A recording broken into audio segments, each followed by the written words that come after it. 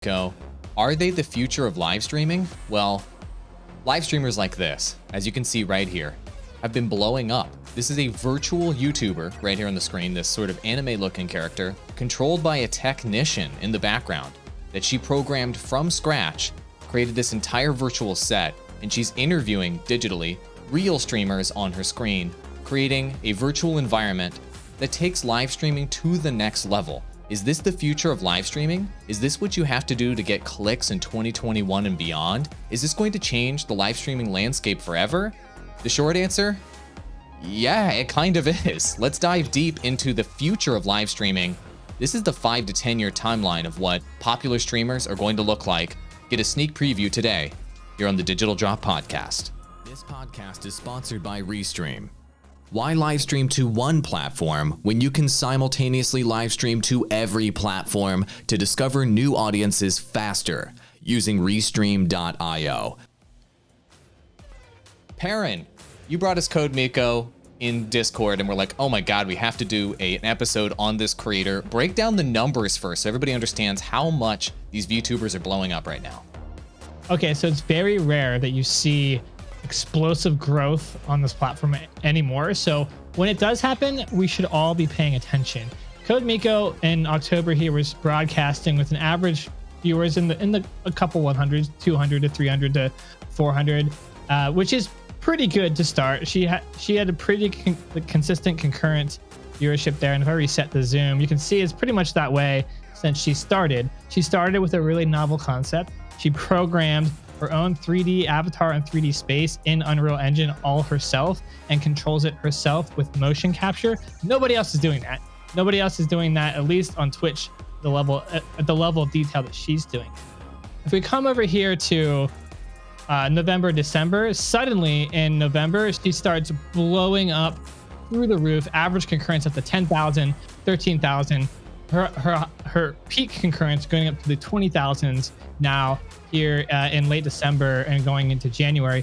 Why did this happen? He got noticed by another big streamer. I believe it was Skara. I could be incorrect on that one, but as far as my research has told me, another big creator, another big Twitch live streamer noticed this, showed her to her audience, and it was only a matter of time for this to happen with what Codemiko is doing. Her whole content's point is to interview other creators. As she interviews more and more successful creators, they're going to have their audience come to her stream for that interview, and then she can attract them and pull them in with her own content and pull off their audience and grow her own. This is why you see this massive explosive growth. And if you talk to any other big streamer who looked at her channel, they immediately said, oh, this person's got it. They've got it, quote unquote. They knew immediately that they were going to blow up. So even the big streamers knew that there was only a matter of time before a streamer like this was going to be mainstream. And now she's hit it, and she's there, and she's got explosive growth. She's one of the top Twitch streamers in a matter of less than a year. It took less than a year to get there. Wow. A lot more of that footage of her so that we can check out the show. Ross, what is your impression of this? What do you think the impact of VTubers versus regular on-camera creators like us is in the future? Is this something that creators are going to have to do to get attention moving forward? I don't know if necessarily this exactly what she's doing per se, because this kind of feels like something that once it's been done once, it's not going to be able to be recreated by somebody else just because it's such a good original idea. You know, it's funny. It feels like when you're trying to predict the future about what's going to happen, especially in live streaming, there's always a lot of unknown variables. Like over, the past 8 years, we've seen the rise of Facebook gaming and a bunch of other platforms. We've seen, streaming has really taken that next step.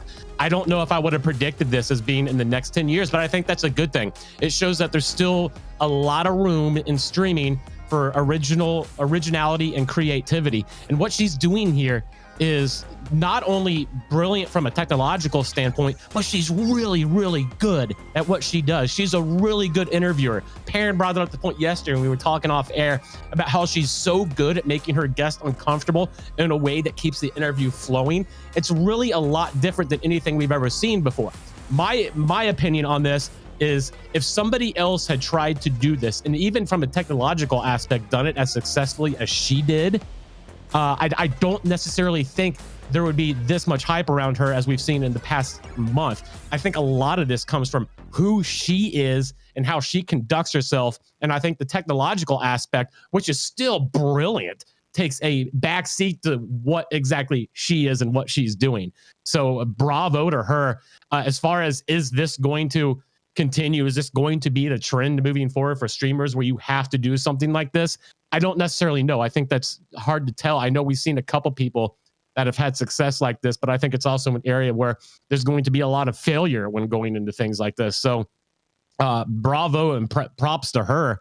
My question would be to you guys, for other streamers out there, because I know it's going to be a question that we have. She started out doing this, like I'm assuming, correct? Like she's been doing this like since she started streaming. When it comes to innovating and adding new creative and original ideas to your stream, even if it's similar to what she's doing, how do you add that in to your strategy when you've already built it up an audience, no matter how big or small, doing what, just normal streaming, what you've been doing? What's the easiest way to slide in that new creative aspect that's not going to hurt your channel or turn people off?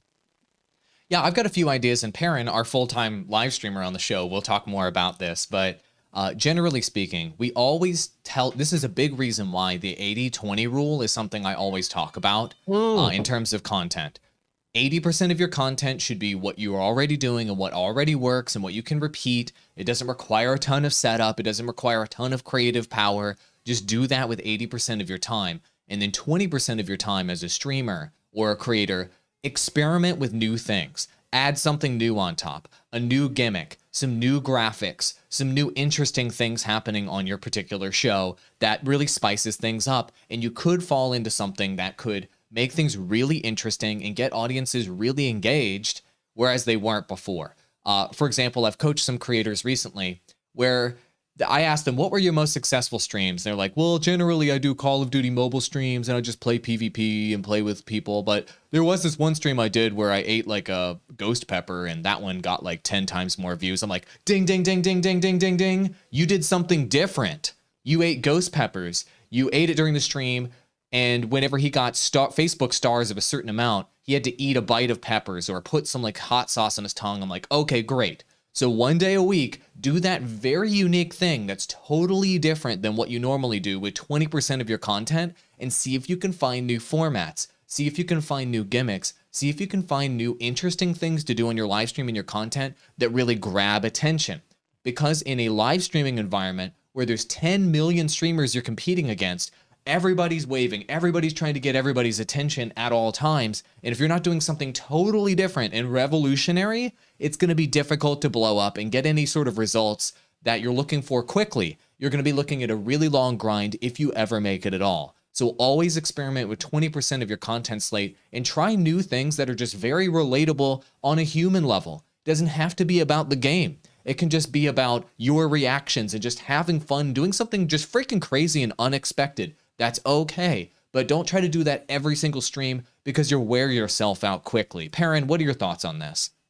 Yeah, it's no longer sufficient enough. And by the way, with as a creator, you don't want to just be sufficient enough, but it's no longer good enough to just slap your camera on there and play some games with you on camera. That's like what was working in like 2010 or even maybe earlier. That's not what works anymore. That's the bare minimum. If you're not bringing anything else to the table, you're not going to grow and you're not going to be successful at this thing. If you're just playing video games anyway, and you think, oh, maybe I should just do it live, I'm not going to expect anything different, and you expect to never be successful, then okay, maybe. But if you actually want to take this somewhere, you have to add some sort of other element to it. The name of the game really is combining your talents and showing your talents on screen. What are you good at? What can you show people what you're good at? You know, what Codemiko does, she can program Unreal Engine. She learned it in under 2 years. And she's a good programmer. It's just funny to watch, man. Look at her drinking the champagne right here and shooting it at the screen. Like, I'm sorry, like without the audio on, this is just hilarious just to watch. Yeah. Like, this is wildly really entertaining. Yeah. So she combines her sense of humor plus her coding ability and her ability to interview. And she has a really, really good understanding of Twitch chat's kind of mentality. So she was obviously a Twitch chatter for a while and understands the dynamic and the culture there. And she just combines all that and plays to her strengths. So her strengths are her sense of humor, her ability to interview, and her ability to code. And she puts all those together and to something that works as a piece of content, but she puts it together intelligently, puts it together in a way, well, I can interview other creators. This will allow me to network and grow faster because I'm bringing other creators in. Their audience will want to watch the show too. That's brilliant. You guys gotta be thinking this way. How can you design your content? How can you design your live stream to, by its nature, by of how you're producing the content, it automatically gives you more opportunities to get bigger audiences because you're doing something with other creators. Right now, the popular thing to do that works, that most big streamers do, is they react to what other big streamers are saying. It's very simple to do. All you have to do is bring them up on screen and have a take on what some other big streamer said. And then all of your audience says, oh, so-and-so said this about so-and-so. And it just bleeds through the internet. And now you're relevant and now you're trending. And it's the easiest thing to do in the book. But it gives you an example of, in your content, something that you do regularly that gets your name out there, that puts you in a position to trend, and it gets you networking with other creators. If you're not doing any of those three things with your content, you're not going to expand your reach. You're not going to get a wider audience, and you're going to grind in an environment that is just getting more and more competitive. And as we were predicting in our 2021 predictions episode, it's going to be even more competitive in 2021. So if what you're doing now isn't working, it's even more not going to work next year. So think about what your strengths are. Think about the parts of your personality that work well, that are your strong suits, and maybe look at your weaknesses too. Some streamers can take their weaknesses and turn it into a strength by saying maybe they have really, really terrible dad humor or something like that. Maybe that could work if you apply it correctly in a stream. There are lots of examples where failures and kind of your weaknesses can also be exploited for entertainment. That's also a skill that is required as well. So you have to be able to look at yourself and assess yourself and say, what am I good at? What am I not good at? What strengths can I play to? What weaknesses can I play to, or should I avoid? And how can I wrap that in an innovative way into content that maybe it doesn't necessarily have to be no one's ever done it before. You know, in past episodes, we talked about replicating successes of other creators, and that's an okay thing to do and make it your own. That is a pathway to success in and of its own. I'm sure there will be derivatives of Codemiko and copycats of Codemiko doing it their own way that will also be successful. Will they be as successful as Codemiko? I don't know. We'll see. But they will definitely get an expanded reach and an expanded audience by doing something similar. And that's a lesson that you can all learn, I think, from this is figure out, be self-critical, be self-evaluating, and also take a note out of what people are doing that's successful, because this example of innovation, and I do consider this an innovation in the space. Absolutely, it's innovation. Yeah. Really nice to see that the space evolve into something even new and interesting. You want to be part of the space pushing that innovation forward, because if you are, that means you're trending, and that is where the major explosive growth occurs. That makes sense. I just have an overall idea to share with you guys. It's innovation in the world. It's usually just taking one thing about something you're trying to innovate on and changing one element of it, and then keeping all of the rest intact. So if we look at this example, I'm just going to pull it up on the screen right now. A lot of people get scared of innovation or trying something new because it seems too intimidating. They seem to think that they have to completely reinvent everything to innovate and be different. Sometimes all you have to do is do one element of it different, and the rest can all be completely the same. So, for example, when we look at what Codemiko is doing here, she's just doing an on-camera interview with someone else. Everybody has done that. They're currently doing an interview on Discord right now, which is what we're doing right now. This is not new. This is not innovative. And making jokes and having fun with somebody, that's not new at all. But what they are doing that's new here is just changing the visuals. Instead of seeing somebody on camera, you're seeing a virtual version of them on camera. That's like the one primary innovation that's happening here that makes this different than her just being in real life and talking to this other person that's catching people's attention. So you might be like, AWOL, wow, what an incredible insight. Thanks for tuning into the podcast.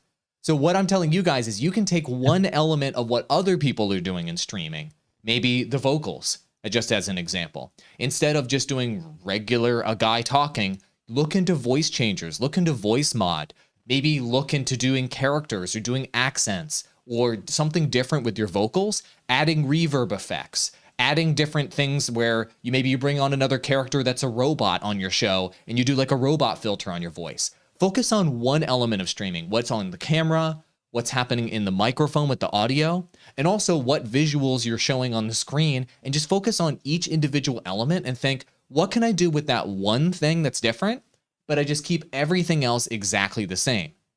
Codemiko's just doing an interview show, just like everybody's done for hundreds, like 100 years, but they've innovated on one particular thing, which has made it really blow up and has accentuated their personality. Another thing that I want to talk about with this particular creator is the curb appeal that you get when you see a stream like this. This looks completely different than anything else you're going to see on Twitch when you just glance across it or when you see it in a thumbnail, because there's a virtual person talking versus a regular human being. And so one thing that we've seen a lot of creators do in streaming is put on a costume to look different than other people. Also, we've seen people do like face overlays and like digital overlays of characters on top of themselves to look different. It's just all about looking different. So you really have to think about the curb appeal of what you look like. And so you don't have to become a virtual character on your stream to get different curb appeal. You could create a different looking background. You could, think about it. You could just be a regular dude on a green screen like me, but instead of just being on one background all the time, you could create 10, 20, 30 backgrounds, maybe a new background for every single stream. Maybe one stream you're in Antarctica. The next one you're in outer space. The next one you're in a Cybertruck on Mars. And you can just poorly Photoshop these different backgrounds and just mix it up and have the curb appeal of your stream and what you're showing visually on the screen be different every stream. That variety, that creativity, that one little change can help you stand out versus all the other lazy streamers that are just doing the same crap, the same dude in the corner playing a video game over and over again, and ultimately failing. Just focus on one element and changing that one element and experimenting with it, and the rest could fall in place for you. You know what I'm saying? Ross, what do you think about that? I agree 100%. And why do it on just one platform? If you're going to be doing this, do this on literally every saying. Did you like that segue? Do it on every single platform. By the way, I'm even repping the restream today because, as we know, nothing sells more than a fat dude in a tight shirt. But stop focusing on one platform. I'm going to drop the code in comments if you're watching after the fact. You can find it in the description. Use Restream, 30% off your first month right there. You can be doing this on Facebook. You can be doing this on Twitch. You can be doing this on YouTube, DLive, Trovo, Twitter. Why not? You have a better opportunity to grow when you focus on all platforms instead of just one. Take us out of here, Ross. I think that's it. Any other closing thoughts, guys, on Codemiko and VTubers? Aaron? I think you covered it perfectly well. I could talk more about the curb appeal and things like that, but you hit it lightly. We'll be touching on subjects like this in the future. We have other innovative creators that we've been researching, and I think we'll have a future episode on that. Sushi Dragon, yeah, and a couple YouTubers. Sneak preview. We've got another guy, Sushi Dragon, that mixes real life and VTubing we're going to talk about on the show. Also, there's YouTubers making 5-second to 10-second videos that are getting 10 million views a month or more. We're going to be breaking those down and covering those in future episodes here on the show. People that innovate. The whole point of telling you all this is people that innovate and do something completely different. Not even completely different. They do one thing different. Grow. On YouTube, everybody's trying to make long content and trying to get people to watch for a long time. These guys we're going to be talking about in a future episode, they're like, people are making 10-minute videos. Why don't I make 10-second videos? Wow, 0 to 10 million views. We're going to show you that in a future episode. Innovate on one element. They innovated on one thing, right? Which was video length. You get it? Pick one thing about content creation and try to innovate on that one little thing and see what the impact can be. See you in the next episode, creators, and let your imagination run wild.